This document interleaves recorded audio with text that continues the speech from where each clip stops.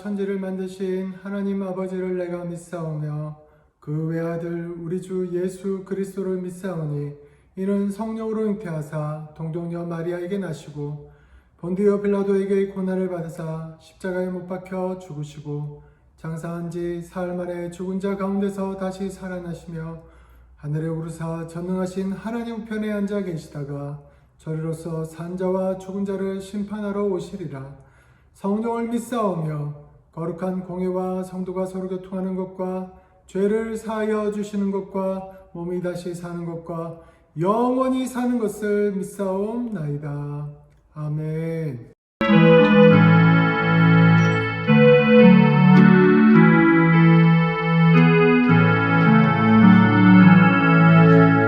너 근심 걱정 말아라.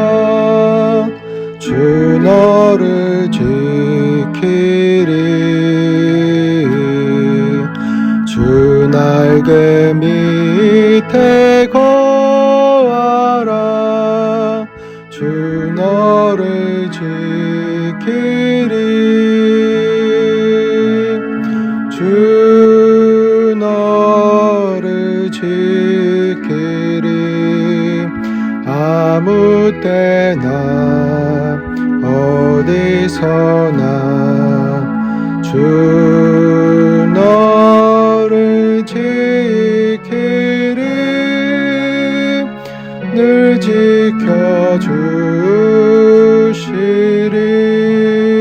지켜주시리. 어려워 낙심될 때에 주 너를 지키리.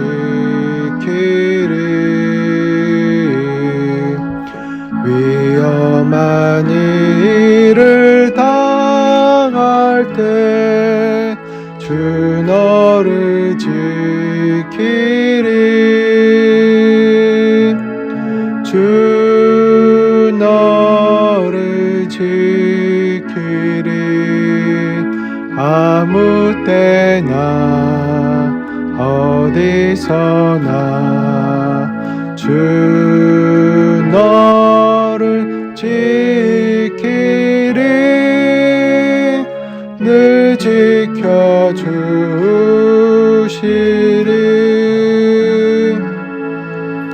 너 쓸 것 미리 아시고 주 너를 지키리. 구하는 것을 주시며 주 너를 지키리. 주 너를 지키리.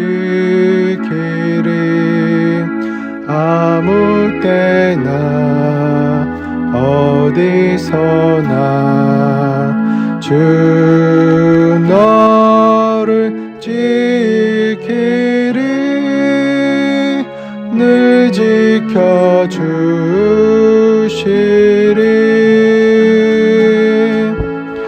어려운 시험 당해도 주 너를 지키리. 구주의 품에 거하라. 주 너를 지키리. 주 너를 지키리. 아무 때나 어디서나 주 너를 지키리. 늘 지켜주시리.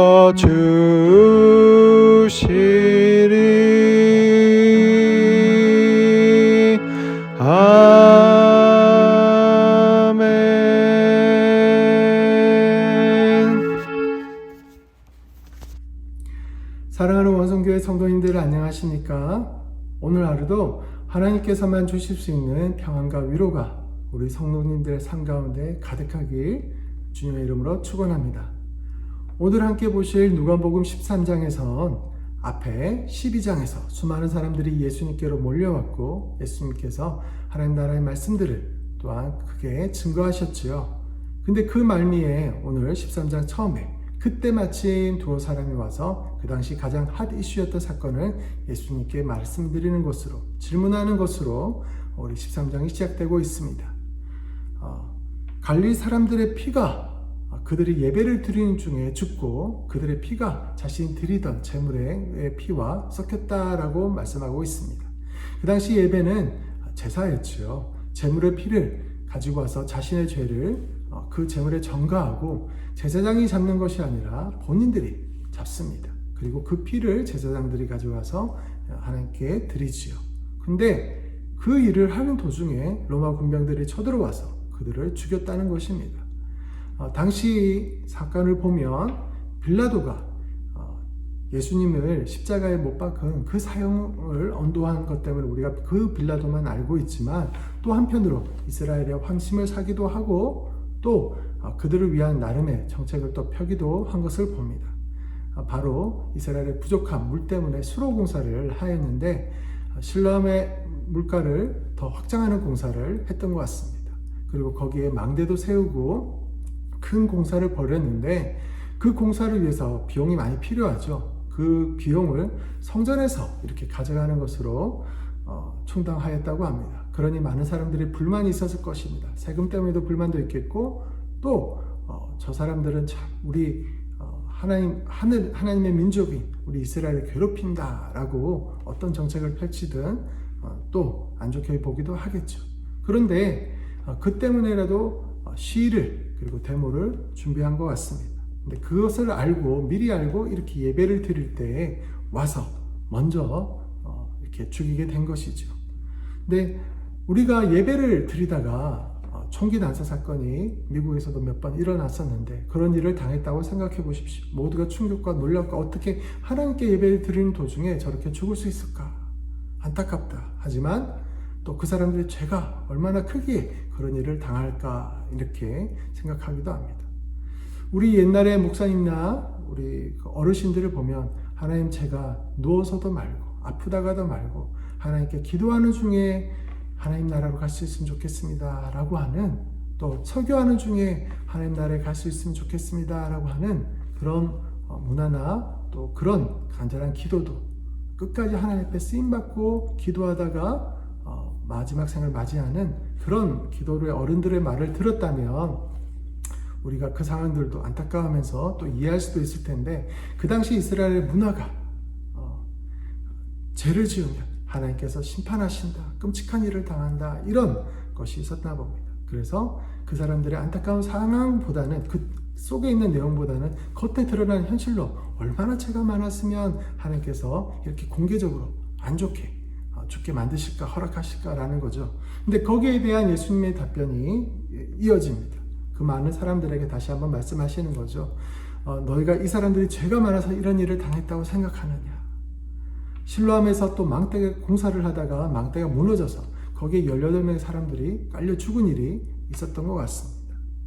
그런데 그러면 그 실로암 망대에서 그런 일을 당했던 사람들이 그 사람들이 죄가 많아서 그런 일을 당하는 줄 아느냐? 아니다. 너희도 회개하지 않아야 하면 이런 일을 경험할 수 있다. 이와 같이 망할 것이다. 라고 말씀하고 있습니다. 그 뒤를 이은 포도원에 심겨진 무화과 나무의 비유와 이어서 한번 생각을 해보면 예수님께서 이렇게 말씀을 하신 이유는 우리가 다른 사람의 사건과 환경을 보고 저 사람들은 얼마나 죄를 많이 지었으면 저런 일을 당할까? 그런데 나는 저런 일을 당하지 않았으니 나는 괜찮구나 라고 상대방의 다른 사람의 불행과 아픔을 그 사람의 죄로 돌리고 나는 괜찮으니 나는 아직 죄가 없고 나는 하나님께서 인정하시고 용서하시고 그리고 괜찮게 보고 계신다. 나는 죄가 없다. 저런 사람들만큼의 죄가 없다라고 그렇게 생각하지 말라라는 것이죠. 도리어 너 자신을 돌아보라. 그런 사건들이 일어날 때 나도 회개하지 않으면 나도 내 삶을 빨리 돌이키지 않으면 저렇게 순식간에 망할 수 있겠구나. 감추고 있던 것이 드러날 수도 있겠고 그리고 또 하나님께서 언제 어떻게 사건 사고를 통하여서 내가 회개할 기회를 놓치게 될 수도 있겠구나. 순식간에 당할 수도 있겠구나. 그러니 지금 바로 회개하는 삶을 살아야겠구나 라는 깨달음을 얻기 원하시는 거죠. 그 뒤에 이어서 보시면 비유로서 말씀하시는 것이 바로 포도원에 심겨진 무화과 나무입니다. 당시 이스라엘은 땅이 협착하고 해서 포도원에 또 다른 과실수를 이렇게 심기도 해야 했다고 합니다. 꽃을 우리가 도로 주변에 심는 것, 과실수가 아닌 다른 나무들은, 벚꽃나무나 이런 도로에 심어진 나무들은 우리나라로 치면 그 꽃을 보기 위해서입니다. 얼마나 아름답습니까? 그렇죠? 우리의 마음을 상쾌하고 아름답게 하고 기분 좋게 해줍니다. 그러나 과실수를 심었다는 것은 물론 그 꽃도 예쁠 수도 있겠지만은 과실을 얻기 위한 것이지요. 그런데 과실이 나지 않습니다. 그러면 그 나무는 계속 주변에 양분을 빨아들이면서 그 자리를 계속 차지만 하는 그런 것이 되겠지요. 무화과 나무도 그 무화과를 열매 맺는 것으로 또 주인에게 그 나무 열매로 팔든지 또 먹든지 하게 하는 그런 역할을 해야 되는데 그런 것이 전혀 없단 말이죠. 3년이나 없었습니다. 그러니 이 무화과를 찍어 버리라 라고 이렇게 포도원 주인이 말을 하니 포도원 지기가 이렇게 간청하는 내용이 납니다. 내가 이 무화과에 다시 한번 1년 동안 기회를 주십시오. 주변을 다 흙을 다시 고르게 파겠습니다. 부드러운 흙을 주겠습니다. 그리고 거름을 더하겠습니다. 그러니 1년만 더 기다려 주십시오라고 간청하는 이야기가 나옵니다. 사랑하는 성도님들, 이것이 우리 주님의 마음이 아니실까요? 우리는 언제 어떤 일을 당해도 마땅한 상황과 모습인데, 그러나 우리 예수님께서는 포도원지기로 상징되는 예수님께서는 지금도 저와 여러분을 위해서 하나님 우편에서 기도하고 계신 줄 믿습니다. 우리를 위해 간구하고 계신 줄 믿습니다. 그런데 이렇게 우리에게 우리의 퍽퍽한 생각과 마음들을 주변의 환경을 통하여, 뉴스를 통하여 다시 한번 하나님께로, 바른 자세의 마음은 이런 것이라는 거죠. 저 사람들은 저런 일을 당할 싸. 하지만 나는 괜찮아가 아니라 나도 언제 회개하지 않으면 이런 일이 일어나는 것을 보니 하나님의 때가 가까웠구나. 나도 혹 내 삶 가운데 내 스스로 돌이켰을 때 하나님의 말씀에 벗어나고 있는 삶을 살아가고 있는 것은 없는가? 하나님과 멀리 떨어진 삶을 살아가는 것은 없는가? 나도 정신 차려야지. 나도 회개해야지. 나도 내 삶을 하나님께로 돌이켜야지. 이런 마음과 자세로 살라고 하시는 말씀이 아닐까요? 저와 여러분에게 주시는 오늘의 하루의 삶이 누군가를 정죄하고 심판하는 것으로 나는 괜찮아라고 마음먹는 삶이 아니라 오늘 하루 나의 삶이 조금 더 하나님께 가까이, 조금 더 주님께 가까이, 주님이 원하시는 그 삶으로 가까이 가는데 우리의 시간과 마음을 돌이키는데, 회개하는데 사용할 수 있게 되기를 바랍니다. 오늘 나에게 주신 이 하루는 한 번 더 기회를 주시는, 한 번 더 나에게 회개 열매, 하나님 나라의 열매를 맺도록 기회를 주시는 그 소중한 하루라는 사실을 기억할 수 있는 저와 여러분들 될 수 있길 바랍니다. 마지막으로 오늘 13장에서 14절 말씀에 보시면 해당 장이 예수님과 다투는 내용이 나옵니다. 이 사건의 발단은 이렇습니다. 예수님께서 회당에서 장면이 바뀌어서 말씀을 전하고 있을 때 18년 동안 귀신에게 앓으며 고통을 당하며 꼬부라지고 조금 더 허리를 펴지 못하는 한 여인이 있었습니다. 근데 여기서 중요한 것은 귀신 들려 앓으며 라고 했지만은 예수님께서 귀신을 쫓아내실 때는 거라사 광인도 그렇고 다른 그 귀신에게 직접 명령하고 떠나라 하지요. 그런데 여기서는 12절 말씀에 보면 예수께서 보시고 불러 이르시되 여자여 내가 내 병에서 놓였다 하고 라고 병을 고쳐주신 장면이 납니다. 마치 베드로의 장모의 열병을 안수하실 때 떠나갔던 것처럼, 그리고 다른 사람의 죄를 다른 사람의 죽음과 누가복음에도 나오지만은 우리 과부의 아들이 죽은 것이 있었죠. 그 관에다가 이렇게 손을 얹고 했을 때 아들이 살아났던 것처럼 이렇게 하나님께서 일방적으로 다른 사람들이 와서 고쳐달라 했을 때 그 믿음을 보고 하신 것이 아니라 예수님께서 보시고 그 여인에게 가서 이렇게 직접 안수하며 고치시는 것을 봅니다. 마치 귀신에게 들렸던 것처럼 귀신이 계속해서 사람들을 괴롭혔던 것처럼 이 여인도 이 여인의 허리가 굽혀지고 몸이 펴지지 않고 얼마나 힘들었을까요? 얼마나 괴로웠을까요? 움직이기도 일어나기도 제일 힘들었을 것입니다. 근데 이런 몸으로 계속해서 교회에 나오는 것을 봅니다. 회당에 나오는 것을 봅니다. 아마 이 여인은 제일 늦게 들어가고 제일 마지막에 가지 않았을까요? 자기의 불편한 몸 때문에 주변 사람들의 움직임이 방해를 받을까봐 아마 또 제일 끝쪽에 출입구에 가까운 쪽에 앉고 가까운 쪽에서 가고 이랬던 것 같습니다. 근데 그 멀리 있는 예수님이 있는 그 회당의 중심에 제일 가까이 있는 사람들이 아닌 저 멀리 있는 그 여인의 자리까지 직접 가서 말씀하시고 직접 손을 뻗어 그 사람에게 나오라고 한 것이 아니죠. 예수님께서 직접 가셨습니다. 그리고 안수하십니다. 우리는 때로는 아주 오래 우리 여러분들만의 고민과 아픔들이 혹시 있지 않습니까? 이 여인처럼 참 괴로움과 마치 귀신에게 계속 고통당하듯이 귀신 들린 것처럼 지속적인 고통을 우리가 경험하고 있는 문제와 아픔과 사건들은 없습니까? 근데 이 여인에게는 이런 사건들이 있었습니다. 무려 18년 동안이나 이런 고통을 당했습니다.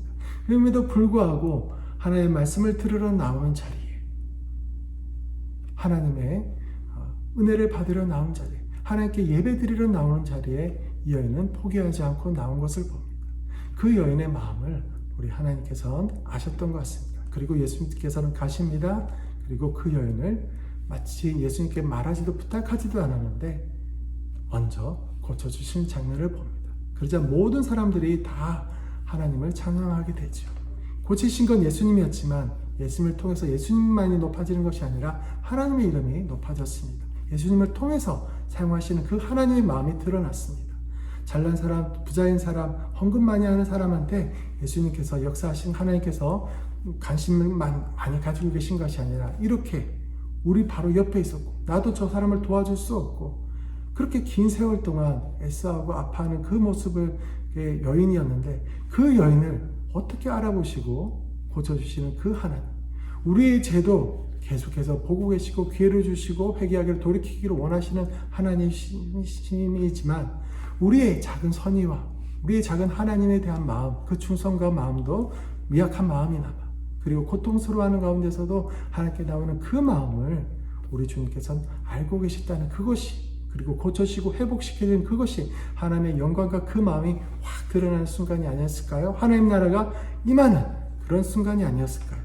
이 여인도 놀라고 감사하고 찬양하였지만 주변 모두도 이런 찬양과 감사를 드렸습니다. 근데 이때 14절에 회당장이 혼자 딴지를 걸지요. 어떻게 안식일에 이런 병 고치는 일을 할 수가 있냐. 그러자 예수님께서 말씀하십니다. 그 당시에 다른 또 묵인할 수 있는 것이 일을 하지 않고 낙이나 소나 이런 것이 쟁기나 이런 것들을 가지고 일을 하는 것이 아니라 풀을 먹기 위해서 한 1km 정도는 가는 것은 허락되었습니다. 물을 먹이러 그 풀과 말들을 풀어주고 데리고 나가는 것들은 허락되었습니다. 그런 허락이 잠깐의 몇 시간 동안, 안식일 몇 시간 동안 이렇게 소와 나귀에는 풀어주는 것들을 허락하면서 그 18년간이나 계속해서 짐을 받고 있던, 몸이 못 움직이는 그런 무거운 짐을, 삶의 짐을, 고통의 짐을 마치 귀신에게 계속해서 괴롭힘 받는 것처럼, 들린 것처럼 괴롭힘을 받고 있던 이 여인의 짐을 가볍게 해주는 이 일은 안식일이어도 하는 것이 왜 옳지 않느냐. 안식일의 진정한 뜻은 단순히 하나님 앞에서 아무 일을 안 한다, 그래 너 꼼짝 마, 이게 아니라 생명을 살리고 하나님과 교제하고 하나님 안에서 내 힘이 아니라 하나님의 힘으로 모든 것을 하는 것이지 하나님께서 나를 위해서 모든 것을 해주신 것이지라고 하나님과 그 교제를, 그 하나님의 생명을 누리고 그것을 가까이 하는 그 시간으로 삼으라는 의미였죠. 오늘 이 여인은 처음으로 자신에게 주어진 시간을, 또 회복의 시간, 노임의 시간, 자유의 시간, 하나님을 온전히 감사할 수 있는 이 시간들을 경험하는 이 일이 하나님이 기뻐하시는 것이 아니겠냐라고 말씀하고 있습니다. 사랑하는 성도님들, 그렇습니다. 오늘 저희들에게 일어나는 사건들은 나에게 일어나지 않았다고 해서, 그 사람들은 죄가 많고 나는 괜찮은 것이 아니라 나에게 허락된 한 번은 더해 회개의 기회, 삶을 되돌릴 수 있는 기회, 모든 것이 다 머리가 좋고 부자이고 그리고 자신의 양망과 야망이 큰 사람들이 이 세상을 이끌어가고 그들의 뜻하는 대로 되는 것 같지만 사람의 일이 사람의 뜻으로 끝나는 것이 아니라 하나님께서 다스리시고 역사하고 계시다는 사실을 오늘 모든 사건들을 통하여 이 세상의 사건 사고들을 통하여 보여주고 계시고 나에게도 너 마음이 어디에 있느냐 하나님께로 나아오라 회개하라 돌이키라 언제 그 회개를 하지 못할 때가 있을지 모른다. 하나님 제가 돌아가겠습니다라고 말하지 못하고 사건 사고를 당할 수도 있다. 그러니 지금 나에게 준 그 하루를 오늘 하루를 하나님께로 나아가는데 사용할 수 있는 저와 여러분 됐길 바랍니다. 그리고 우리의 그 마음을 우리 하나님 앞에 계속해서 고통 가운데서도 계속 나아가는 그 마음을 우리 하나님께서는 아시고 마침내 자유롭게 하시며 회복케 하시며 그 평강을 주시며 우리를 향하여 손가락질하는 있다 할지라도 나는 이 딸을 회복하기를 원한다. 나는 이 딸이 노인받기를 원한다라고 해주시는 그 하나님의 역사가 우리 삶 가운데도 있기를 경험하게 되는 오늘 하루가 되길 주의 이름으로 축원합니다. 형제 자매들을 위해서 이 나라와 민족을 위해서 기도하지 않겠습니까? 우리가 오늘 하루의 삶을 하나님께 좀 더 나아가는 내 길을 하나님께 기회를 드리는 하나님께 주신 기회를 하나님께로 나아가는 기회로 삼는 그런 하루 되시길 주의 이름으로 축원합니다. 이 시간 함께 기도할 때에 성령께서 우리 마음에 역사하여 주시옵소서. 우리가 다른 사람을 쉽게 생각하고 판단하고 정죄하기보다 주여 오늘 말씀처럼 내가 무화과 나무입니다. 내가 열매 맺지 못하고 있습니다. 주여 오늘도 나에게 기회를 주시고 내 주변의 흙을 부드럽게 하시며 걸음을 주시고 영양분을 주시는데 주여 다시 한번 주님을 향하여 일어서게 도와주시옵소서. 회개의 열매를 맺게 하여 주시옵소서. 믿음의 열매를 맺게 하여 주시옵소서. 기도하시길 바랍니다. 우리 왕성교회가 하나님 앞에 귀한 열매들을 많이 왕성하게 맺는 우리 교회가 되게 도와주시옵소서.